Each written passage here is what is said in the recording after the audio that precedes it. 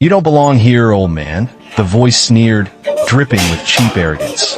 Jason Statham, his 60 years etched into a face of granite, didn't even flinch. He just watched the local kingpin, Logan Mercer, and his crew of thugs. They own this town, and tonight, they decided he was trespassing. But then, the terrified waitress, Ava, leaned in close, her hand trembling as she set down his water. She whispered 4 words that changed everything, turning a quiet steak dinner into a brutal battlefield. Before I tell you exactly what she whispered, make sure you hit that subscribe button and drop a comment telling us where you're watching from. It helps more than you know. Now let's get into it. The bell above the door of the Steel Kettle Diner had barely finished its tired jingle when the atmosphere inside seemed to thicken, pressing in on him.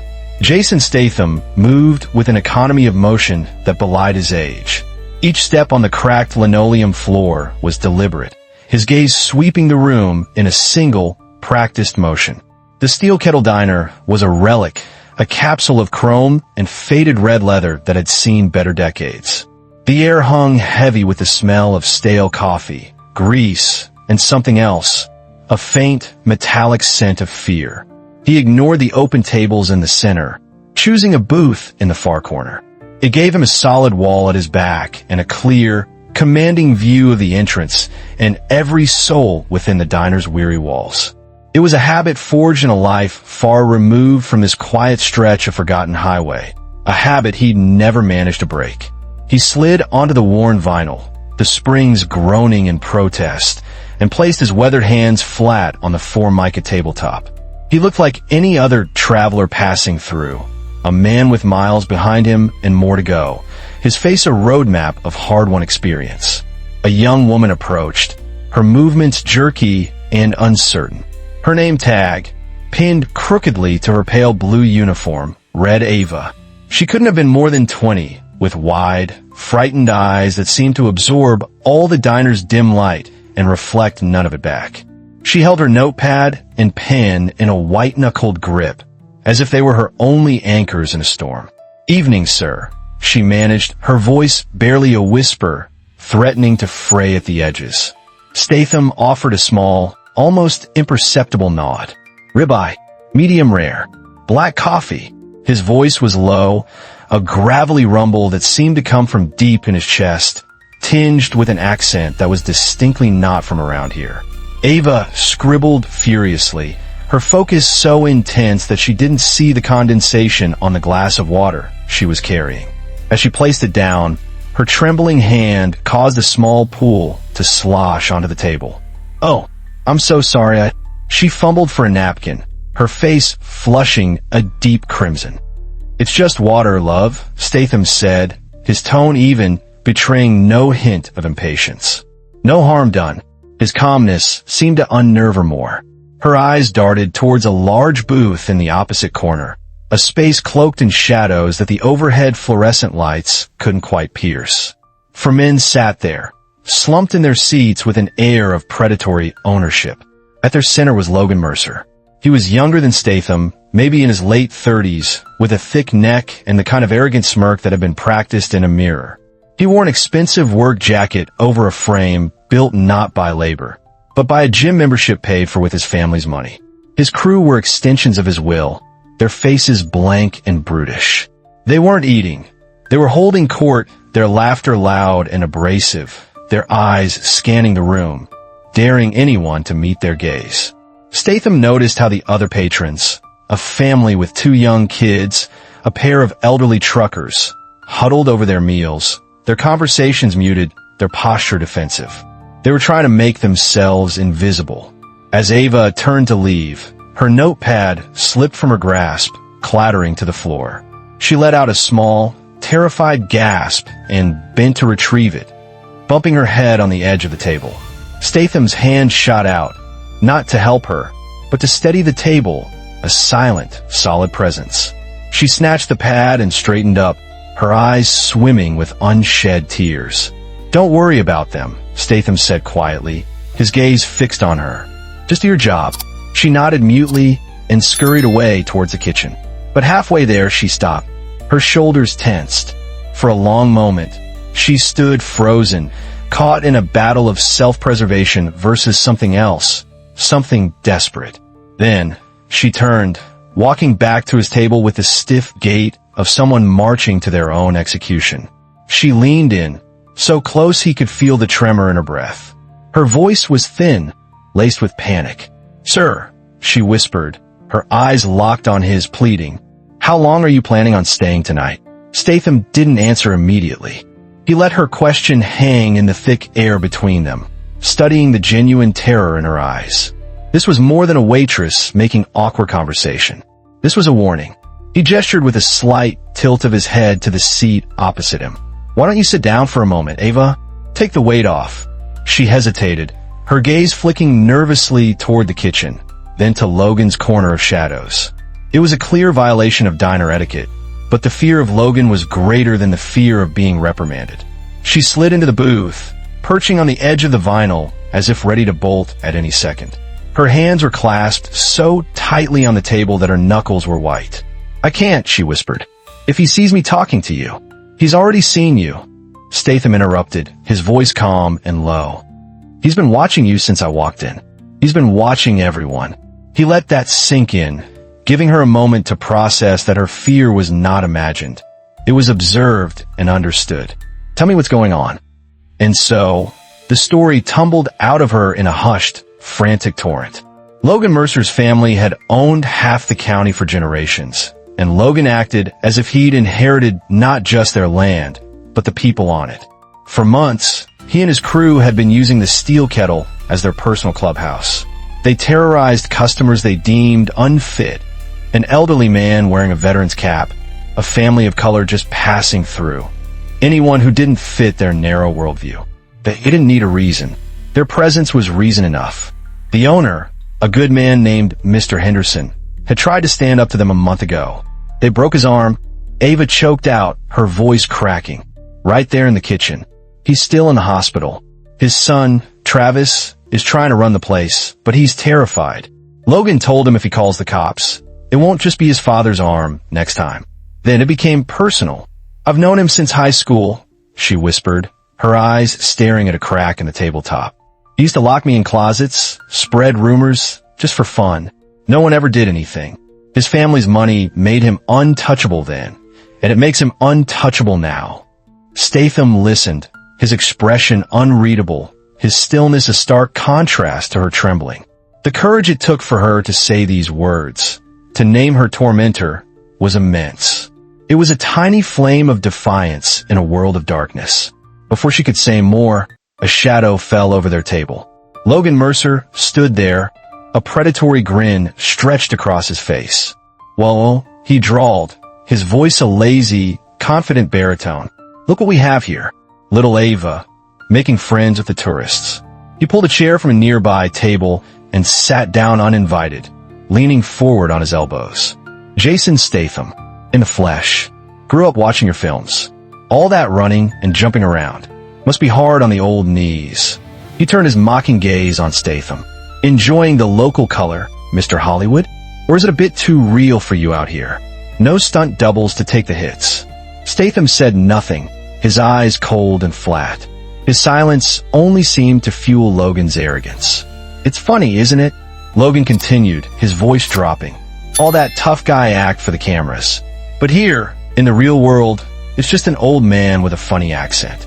You don't fit the atmosphere we're trying to cultivate."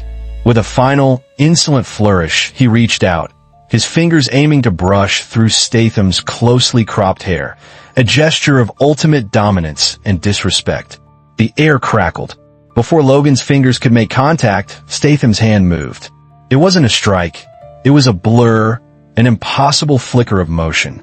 He caught Logan's wrist, his grip a vice of bone and sinew. There was an audible crack as joints were forced into a position they were never meant to be in. Logan's smirk vanished, replaced by a mask of shock and searing pain. His face went pale.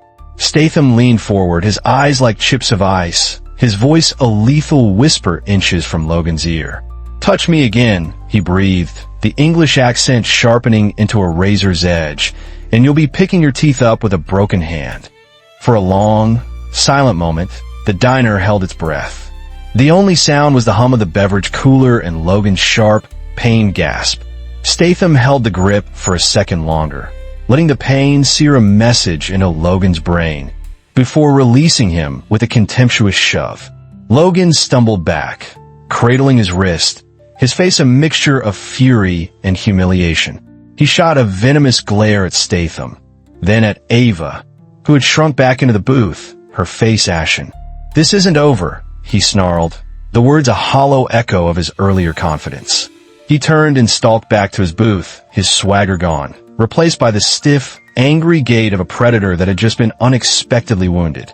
His crew, who had watched the exchange with dull surprise, shifted uncomfortably in their seats. The king had been challenged, and his throne suddenly looked a lot less stable. Statham simply turned his attention back to his coffee, taking a slow sip as if nothing had happened. The quiet returned, but it was a different kind of quiet now, charged and expectant. Ava brought his steak a few minutes later, her hands still shaking, but a new light flickered in her wide eyes. It was the dawning realization that the monster was not invincible. Statham ate with methodical patience, every movement controlled. He was aware of the eyes on him. From the other patrons, a mix of fear and newfound hope, and from Logan's corner, a stare of pure hatred. He finished his meal, paid his bill in cash, and left Ava a generous tip. Then, telling her to stay put, he excused himself to the restroom. It was a calculated move. He needed to know Logan's next step. When he returned, the corner booth was empty. Logan and his crew were gone. But a cold knot tightened in Statham's gut when he saw that Ava was also missing. Her station was empty, her half-full glass of water left sweating on the service counter. Her apron, a symbol of her presence, was gone. Statham's eyes scanned the diner. No sign of her. He walked over to Travis, the owner's son, who was nervously wiping down an already clean counter. "Where is she?" Statham's voice was low, but it cut through the diner's low hum like a knife. Travis jumped, refusing to meet his eyes. "Ava? Her shift ended. She went home." It was a clumsy, transparent lie. Statham didn't waste time arguing. His gaze fell upon the side door, propped open with a rubber wedge, the one leading to the back alley and the dumpsters. He moved through the door without a sound. The alley was a narrow canyon of brick and grime, lit by a single, flickering security light that cast long, dancing shadows. The air was thick with the foul stench of garbage. Then he heard it, a muffled sob, followed by Logan's voice, low and venomous. "You think he can protect you? You think you can run your mouth to some washed-up actor, and there won't be consequences?"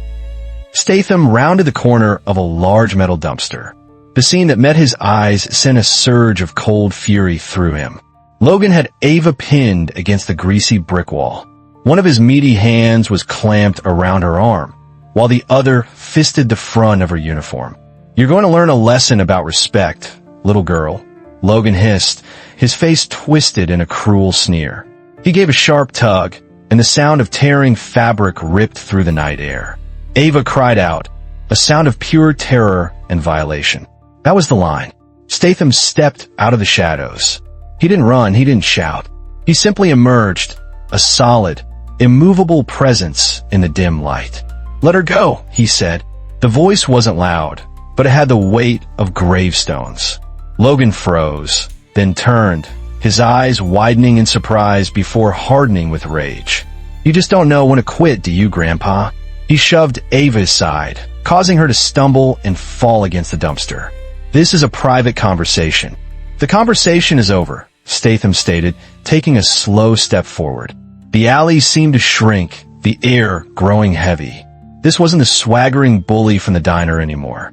Logan's bravado was a thin veneer, and faced with the calm, lethal certainty in Statham's eyes, it began to crack. He saw something in that gaze that went beyond a movie role, a chilling authenticity that promised swift and terrible violence. "You stay out of this," Logan stammered, taking an involuntary step back. "This isn't your town. It's not your business." "You made it my business when you put your hands on her," Statham said, his voice dropping even lower. He took another step. For a moment, Logan looked like he might try to fight, but the will crumbled within him. With a final curse, He turned and fled, his boots pounding on the pavement as he disappeared into the darkness. Statham didn't watch him go. He turned to Ava, who was huddled on the ground, clutching the torn front of her blouse. He shrugged off his jacket and gently draped it over her trembling shoulders. "It's all right," he said softly. "You're safe." She looked up at him, tears streaming down her face, but beneath the fear, a new fire was kindling. "No," she said, her voice shaking but firm. "I'm not safe. None of us are. Not until he stopped. I can't stay quiet anymore." They walked back into the diner together, Ava clutching Statham's jacket like a shield. The remaining patrons fell silent, their eyes wide as they took in her torn uniform and tear-streaked face. The lie Travis had told now hung in the air, thick and shameful. Statham guided Ava directly to the counter where Travis was still pretending to be busy, his back to the room. "Travis," Statham's voice was calm, but it commanded the attention of everyone present. Travis turned slowly, his face paling when he saw them. "There was a problem outside," Statham stated, leaving no room for debate. "Logan Mercer put his hands on one of your employees. On your property." Travis began to stammer, his eyes darting around the room, looking for an escape. "Look, I'm sure it was just a misunderstanding. Logan, he could get a little rough, but..." It was Ava who cut him off. She stepped forward, her small frame filled with a righteous fury that dwarfed her fear. "Stop lying." Her voice rang out, clear and strong, silencing the entire restaurant. "Stop pretending. You know what he is. You all do." She turned, her gaze sweeping across the faces of the patrons, people she had served for years. "He put my boss, your father, in the hospital. He runs people out of here every week. And you just sit there and let him. Because you're scared. Well, so am I. But tonight he tore my clothes and put his hands on me in that alley. And I am done being scared. I am done being quiet." A heavy, profound silence followed her words. It was the sound of a community being forced to look at its own reflection. The shame was palpable. Travis stared at the floor, his weak excuses having crumbled to dust. Statham looked at him, not with anger, but with a quiet disappointment. "Courage isn't about not being afraid, son," he said, his voice just loud enough for the room to hear. "It's about doing what's right when you are afraid." He placed the money for his meal on the counter, plus a few extra bills. For her. And with that, he turned and walked out, leaving the town to wrestle with the truth he had laid bare at its feet. He knew it wasn't over. Men like Logan didn't respond to public shaming with remorse. They responded with violence.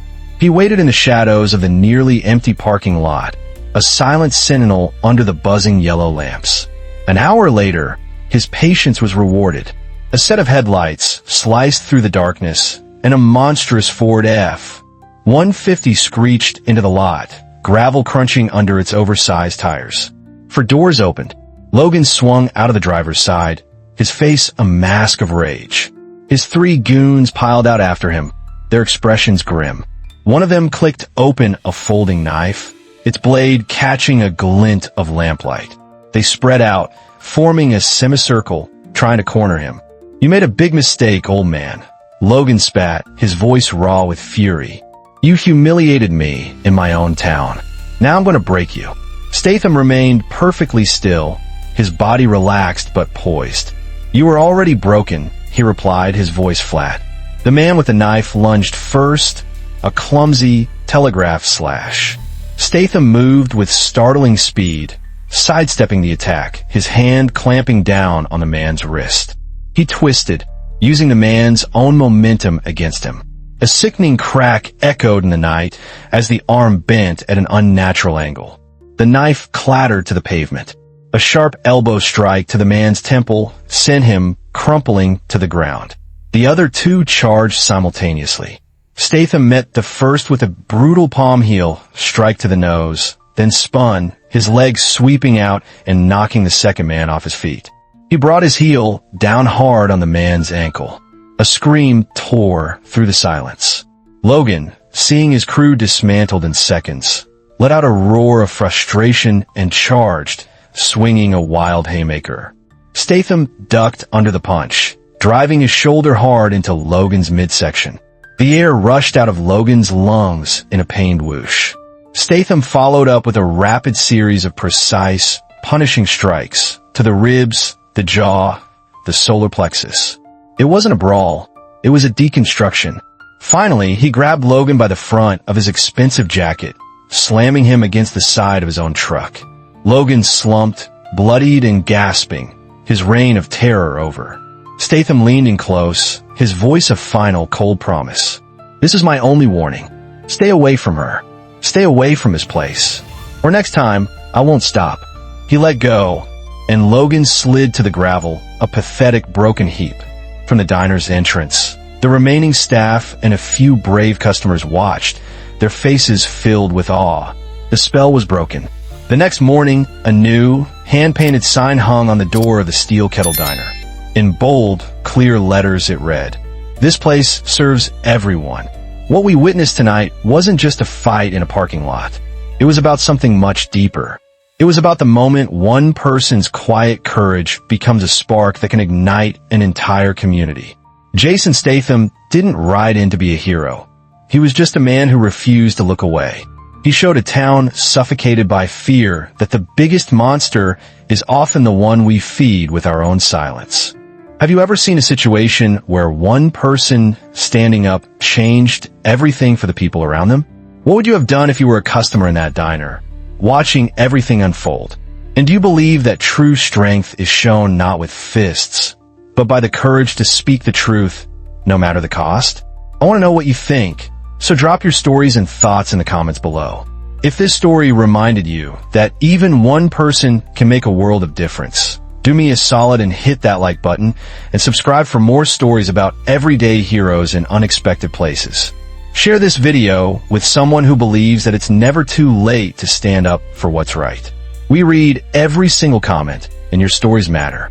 More stories about quiet strength and loud courage are waiting for you right there on your screen.